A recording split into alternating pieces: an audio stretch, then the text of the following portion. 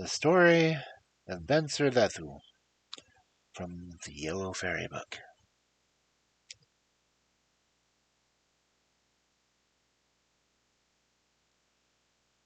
There was once a king and queen who had three wonderfully beautiful daughters, and their one thought from morning till night was how they could make the girls happy.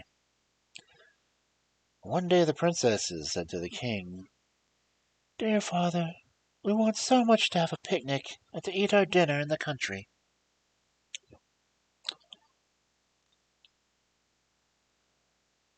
"Very well, dear children. Let us have a picnic by all means," answered he, and gave orders that everything should get ready.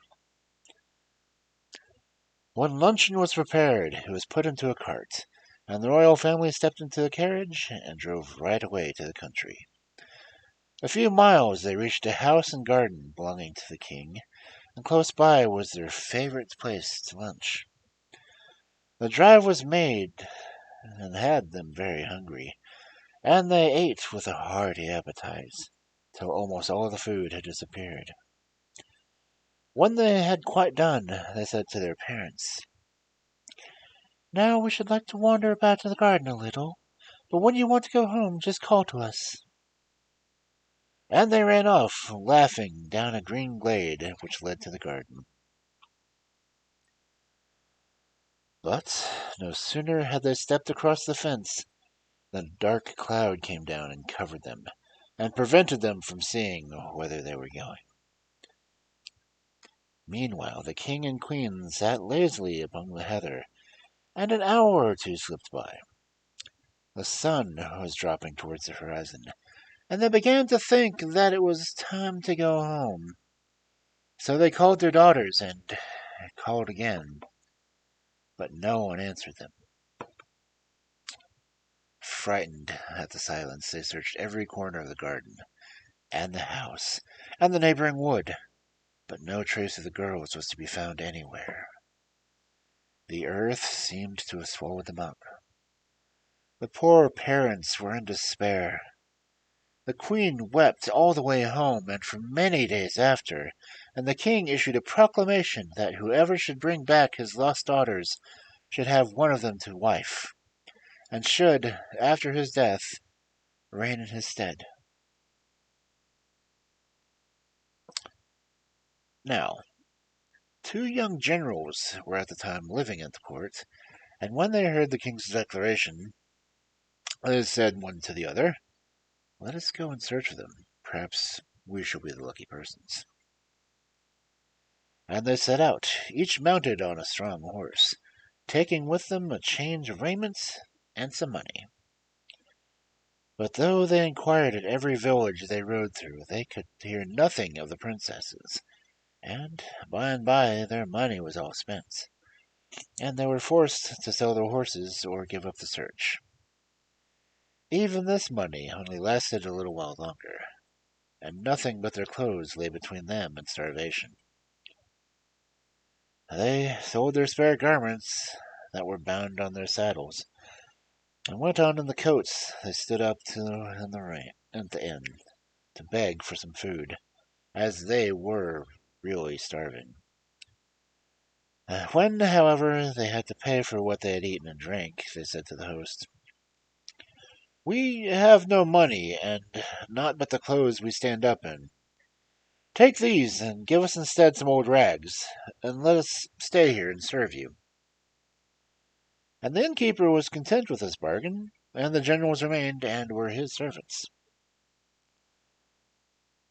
All this time the king and queen remained in their palace, hungering for their children, but not a word was heard of either of them, or of the generals who had gone to seek them.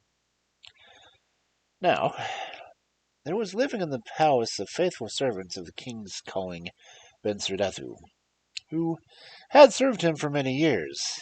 And when Bensurdatu saw how grieved the king was, he lifted up his voice and said to him, "Your Majesty, let me go. I will seek your daughters." "Oh, no, Bensurdatu," replied the king. "Three daughters I have lost, and two generals, And shall I lose you also? But Bensurdatu said again, Let me go now, your majesty. Trust me, I will bring back your daughters. Then the king gave way, and Bensurdatu set forth, and rode on till he came to the inn, where he dismounted and asked for food. It was brought by the two generals, whom he knew at once in spite of their miserable clothes, and was much astonished, asking them how in the world they came there. They told him all their adventures, and he sent for the innkeeper and said to him, Give them back their garments, and I will pay everything that they owe you. The innkeeper did as he was bid, and when the two generals were dressed in their proper clothes, they declared they would join Bensurdatu, and with him seek the king's daughters. The three companions rode on for many miles, and at length they came to a wild place, without sign of human beings. It was getting dark, and fearing to be lost in this desolate spot, they pushed on their horses, and at last saw the light in a window of a tiny hut. "Who comes there?" asked a voice as they knocked on the door. "Oh, have pity on us, and give us a night's shelter," replied Bensurdatu. "We are three tired travelers who have lost our way."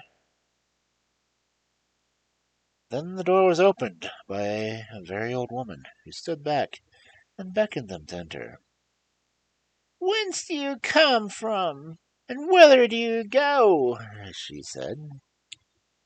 "Ah, good woman, we have a heavy task before us," answered Bensurdatu.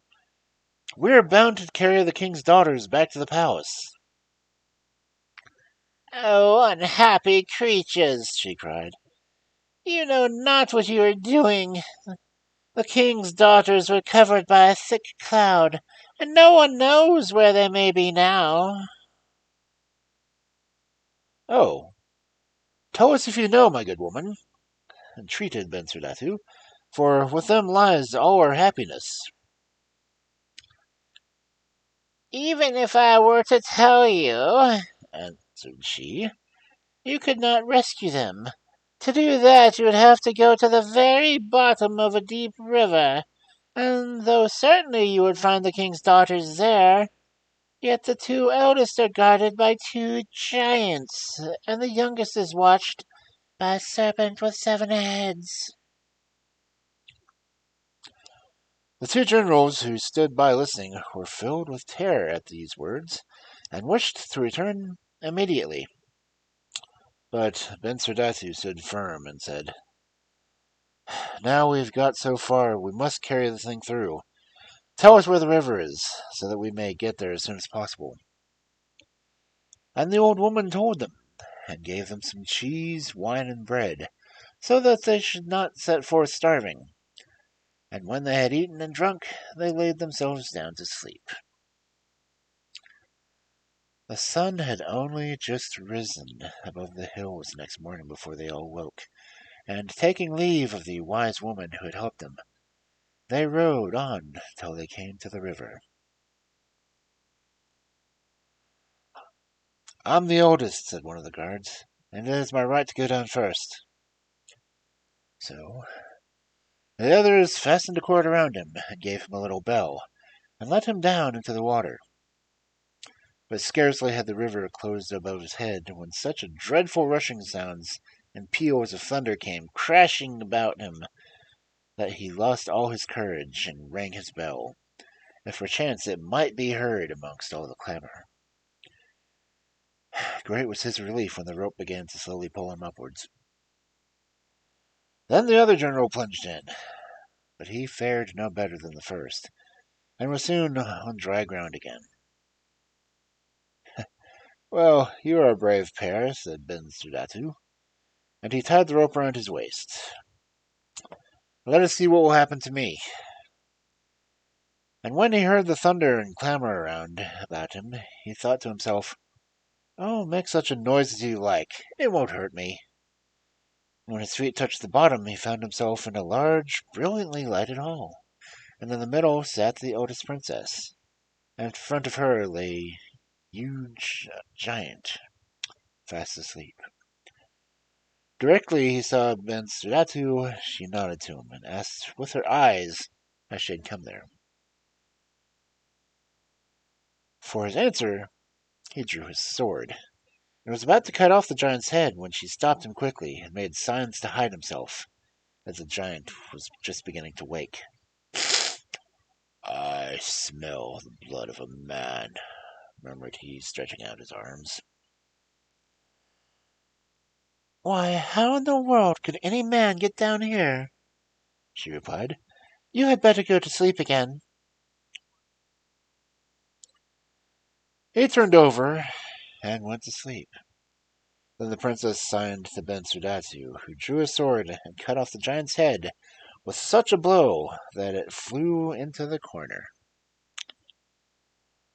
And the heart of the princess leapt within her, and she placed a golden crown on the head of Bensurdatu, and called him her deliverer.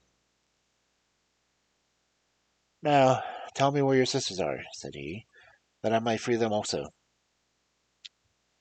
So the princess opened a door and led him into another hall, wherein sat the next sister, guarded by a giant who was also fast asleep. When the second princess saw them, she made a sign to them to hide themselves, for the giant was showing symptoms of waking. "I smell man's flesh," he murmured sleepily. "Now, how could any man get down here?" asked she. "Go to sleep again." And as soon as he closed his eyes, Bensurdatu stole out from his corner and struck such a blow at his head that it flew far, far away. The princess could not find words to thank Bensurdatu for what he had done, and she too placed on his hand a golden crown. "Now, show me where the youngest sister is," he said, "that I may free her also." "Ah, that I fear you will never be able to do," they sighed, "for she is in the power of a serpent with 7 heads." "Take me to him," replied Bensurdatu. "It will be a splendid fight." Then the princess opened a door, and Bensurdatu passed through, and found himself in a hall that was even larger than the other two. And there stood the youngest sister, chained fast to the wall. Before her was a serpent stretched out with 7 heads, horrible to see. As Bensurdatu came forward, it twisted all its 7 heads in his direction, and then made a quick dart to snatch him up within his grasp. But Bensurdatu drew his sword and laid about him, till 7 heads were rolling on the floor. Flinging down his sword, he rushed to the princess and broke her chains. And she wept with joy and embraced him, and took the golden crown from off her head and placed it in his hand. "Now, we must get back to the upper world," said Bensurdatu, and led her to the bottom of the river. The other princesses were waiting there, and he tied the rope around the eldest and rung his bell, and the 2 generals above heard and drew her gently up. Then they fastened the cord and threw it back into the river. In a few moments the second princess stood beside her sister. So now there were only Bensurdatu and the youngest princess. "Dear Bensurdatu," she said, "do me a kindness and let them draw you up before me. I dread treachery in the generals." "No, no," replied Bensurdatu. "I certainly will not leave you down here. There is nothing to fear from my comrades." "If it is your wish, I will go up then. But I swear that if you do not follow me to marry me, I shall stay single for the rest of my life." Then he bound the rope about her, and the generals drew her up. But instead of lowering the rope again into the river, the envy at the courage and success of Bensurdatu so filled their hearts But they turned away and left him to perish. Go figure. And more than that, they threatened the princesses and forced them to promise to tell their parents that it was the two generals who had set them free. And should they ever ask you about Bensurdatu, you must say that you have never seen him. They added. And the princesses, fearing for their lives, promised everything, and they rode back to the courts together. The king and queen were beside themselves with joy when they saw their dear children once more. But when the generals had told their story and the dangers they had run, the king declared that they had gained their reward, and that the two eldest princesses should become their wives. And now we must see what poor Bensurdatu was doing. He waited patiently a long, long time. When the rope never came back, he knew that he had been wrong, and that his comrades had betrayed him. Now I shall never reach the world again, murmured he. But, being a brave man, and knowing that moaning his fate would profit him nothing, he rose and began to search through the three halls, where perhaps he might find something to help him. And the last one stood a dish, covered with food, which reminded him that he was hungry. So he sat down and ate and drank. Months passed, when one morning he was walking through the halls. He noticed a purse hanging on the wall, which he had never seen there before. He took it down to examine it, and nearly let it fall with his surprise when the voice came out of the purse, saying, "What commands have you?" "Oh, take me out of this horrible place, and up into the world again." And in a moment he was standing by the river bank, with the purse tightly grasped in his hands. "Now, let me have the most beautiful ship that was ever built, all manned and ready for sea." And there was a ship, with a flag floating from its masts, on which there were words, "King of the Three Crowns." Then Bensurdatu climbed on board, and sailed away to the city where the three princesses dwelt. And when he reached the harbor, he blew trumpets and beat drums, so that everyone ran to the doors and windows. And the king heard too, and saw the beautiful vessel, and said to himself, "That must indeed be a mighty monarch, for he has 3 crowns, while I only have 1.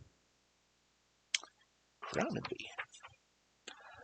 So he hastened to greet the stranger, and invited him to the castle, for he thought, "This will be a fine husband for my youngest daughter." Now, the youngest princess had never married, and had turned a deaf ear to all her wooers. Such a long time had passed since Bensurdatu had left the palace, that the king never guessed for a moment that the splendidly clad stranger before him was a man whom he had so deeply mourned as dead. "Noble lord," said he, "let us feast and make merry together, and then, if it seem good to you, do me the honor to take my youngest daughter to wife."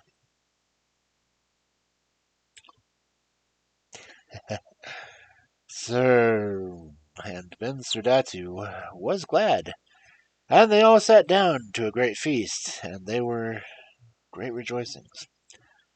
But only the youngest daughter was sad, for her thoughts were with Bensurdatu.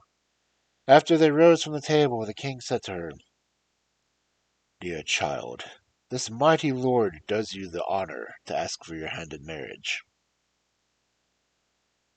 "Oh, father," answered she, "spare me, I pray you, for I desire to remain single." Then Bensurdatu turned to her and said, "And if I were Bensurdatu, would you give me the same answer to me?" As she stood silently gazing at him, he added, "Yes, I am Bensurdatu, and this is my story." The king and queen had their hearts stirred within them at the tale of his adventures, and when he had ended, the king stretched out his hand and said, "Dear Bensurdatu, my youngest daughter shall indeed be your wife, and when I die, my crown shall be yours. As for the men who have betrayed you, they shall leave the country, and you shall see them no more." And the wedding feast was ordered, and rejoicings were held for 3 days over the marriage of Bensurdatu and the youngest princess.